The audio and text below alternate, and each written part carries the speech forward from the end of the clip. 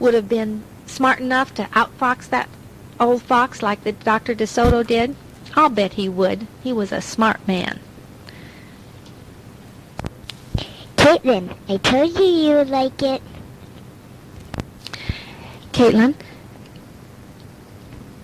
Candace is going to read you about Lyle, Crocodile by Bernard Weber. Okay? I like this book. Oh, Chelsea says she likes this book too.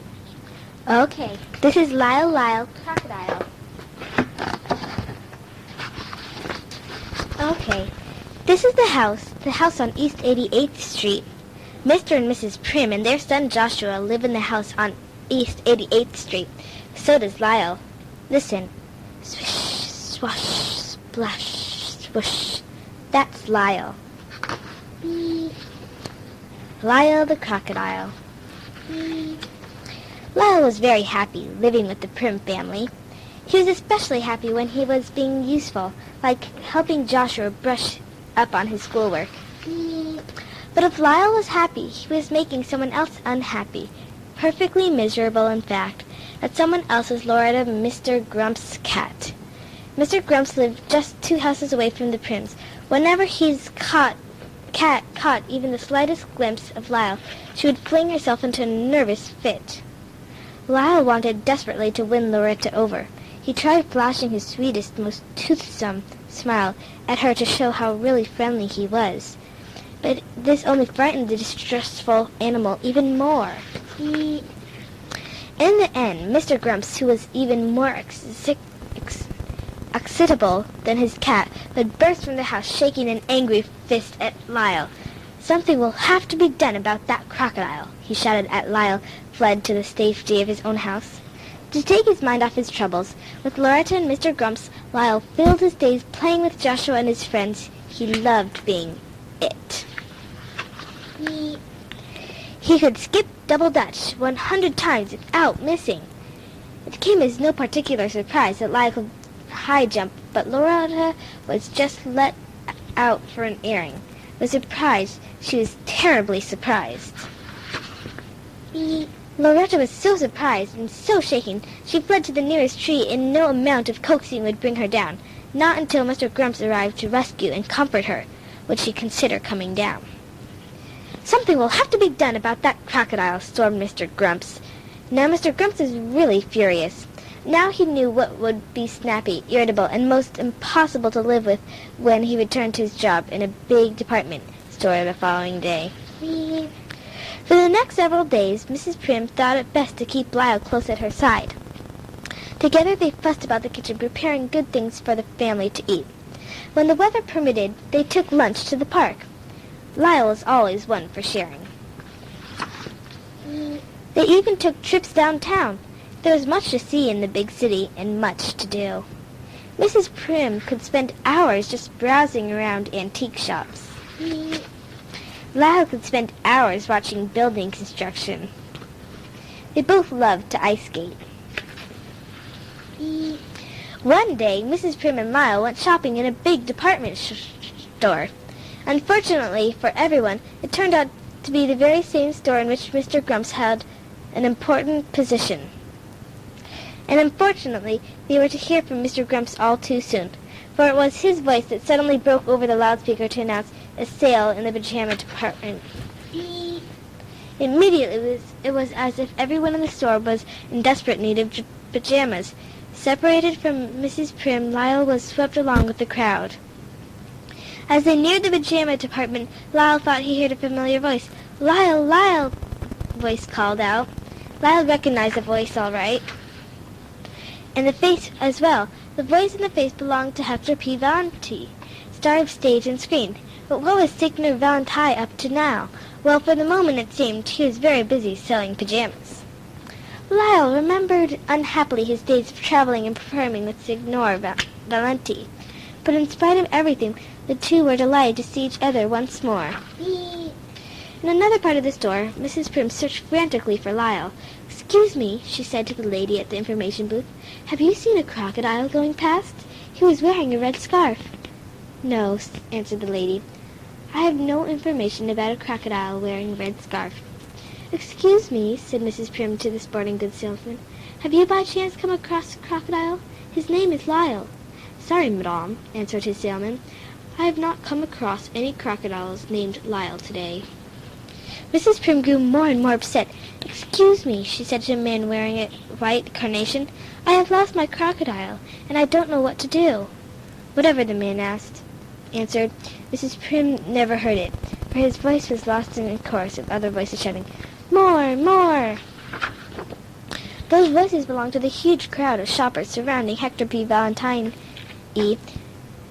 and Lyle, because they had an audience, and because Signor Valentine could not resist showing off, he had persuaded Lyle to join him in a free performance of their old stage act.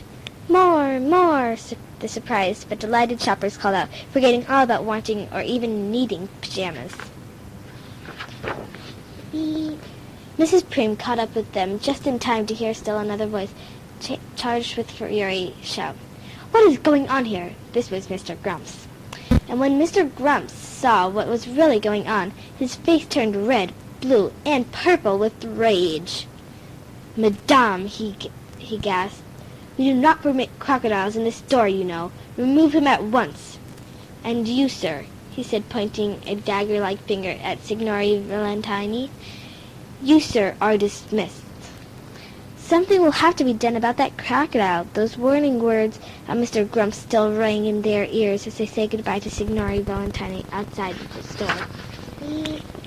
Mr. Grumps at last made good his threat to do something about that crocodile. The next day he appeared at the Prim store with papers authorizing Lyle to be committed to the city zoo. "The zoo!" Mrs. Prim exclaimed miserably. "Whatever would Lyle be doing in the zoo? He'll probably be doing whatever it is normal crocodiles are supposed to be doing," snapped Mr. Grumps, who wasn't being at all nice about it. The Prims examined the papers. They appeared to be in order. There was little they could do, at least for the moment, to prevent Mr. Grumps from putting Lyle in the zoo. Lyle's first night was difficult indeed.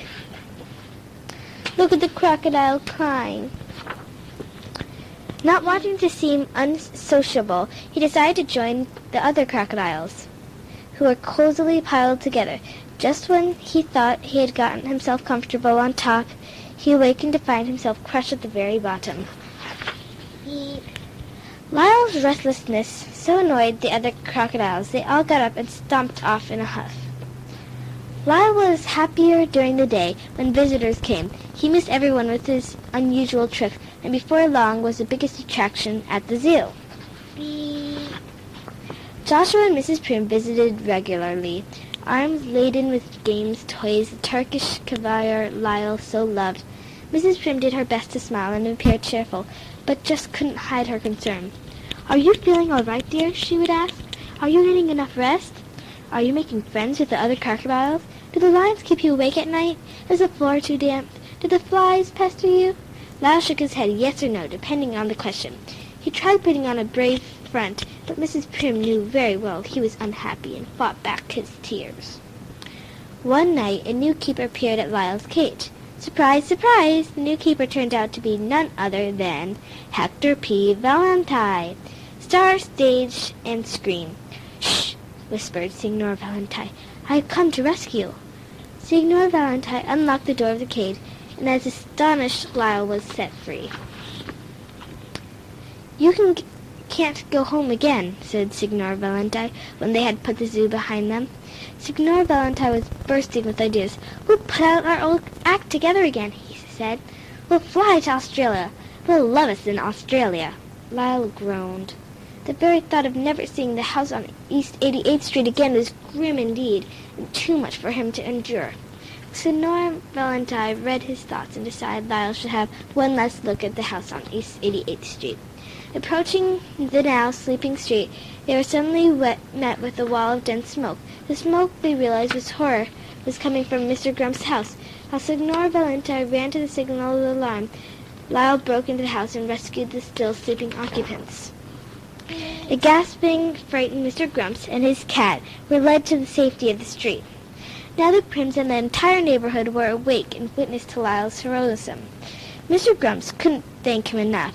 "Ladies and gentlemen," said Mr. Grumps to the crowd of onlookers, Lyle's the bravest, kindest, most wonderful crocodile in the whole wide world.